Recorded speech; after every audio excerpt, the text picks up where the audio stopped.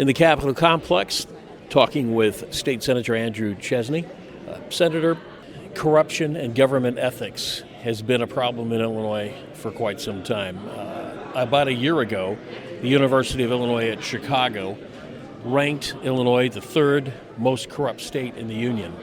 Also about a year ago, the City Journal of Chicago came out with an article and noted that about $10.5 billion of public tax dollars in Illinois have been wasted from the years 2000 to 2020.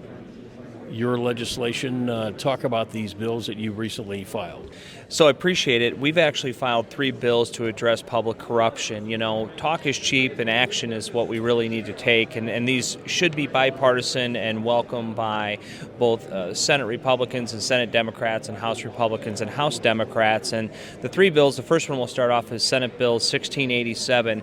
And many people might be scratching their head and wondering why this is legal to begin with, right? So we have current people under indictment right now that are using their campaign funds to fund their defense for these indictments. And so my position is that if you are accused of wrongdoing, you need to defend yourself, and you shouldn't be able to use your political apparatus that has funded millions and millions of dollars of your campaign, which is in part why you got indicted, and now you're using those same tainted funds to defend yourself.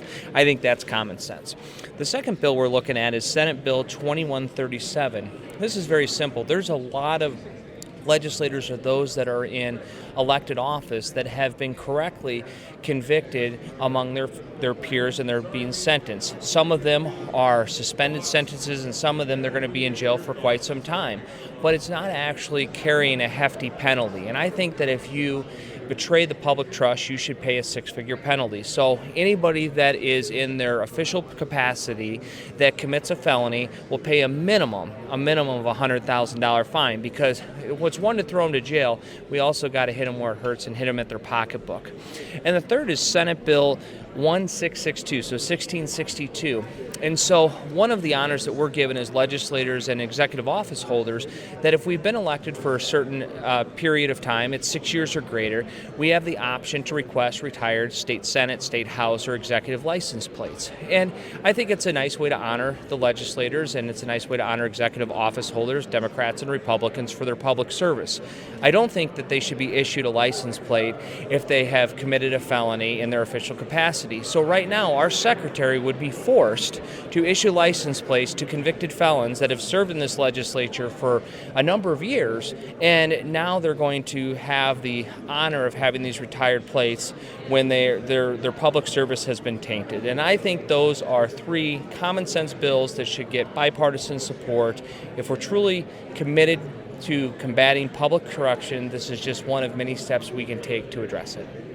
Well, over the years, this particular issue has been addressed numerous times, and one of the kind of ongoing criticisms is that the so-called Legislative Ethics Commission is really made up of legislators, and that's kind of like letting the fox watch the hen house. Yeah, and that's the problem, right? So you're asking people to address public corruption that are appointing the people to address public corruption that are a part of the same program of public corruption. And so the challenge you have is that the people that are being put on this commission are the same people that are asked to check their peers, both Republicans and Democrats. And the greatest issue with it is they're not giving the teeth in the Inspector General the ability for these retired prosecutors, retired judges to come in and aggressively make inquiries on the legislature. So they almost have to get the blessing of the legislature, of that body, of that commission, before they can investigate. So it's really, I think the former judge said it's a paper tiger, and it sounds really good that we have this commission, but its functionality really moves paperwork and does inquiries, but doesn't really have the teeth to investigate. And so that's something that Republicans have strongly pushed for. I was one of the 3 petitioners to open the investigation against Speaker Mike Madigan. The challenge that we had is he appointed now Speaker Emanuel Chris Welch. And so you have the people that are asked to investigate their friends and their peers that aren't investigating their friends and their peers. And so it needs to be an independent body that can take a thorough review of the process, and that's just simply not happening.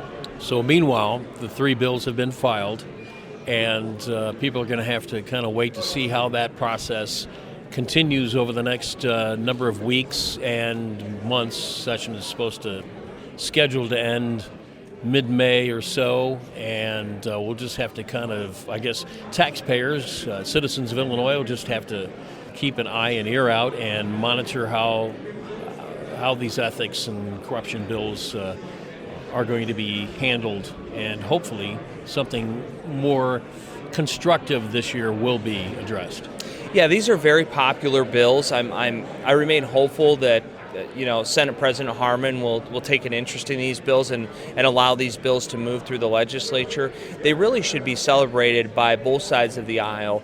And these aren't partisan. We have Republicans that have engaged in illegal activity and Democrats that have engaged in legal activity. So this isn't a partisan swipe at one person or one group. This is just simply saying that we have problems in the legislature. We have problems throughout the state of public corruption, and we can address it. And these are some simple, carefully thought out steps in the right direction.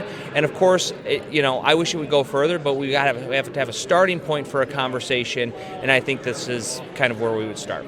Okay, Senator Andrew Chesney, thank you. Thank you for having me on.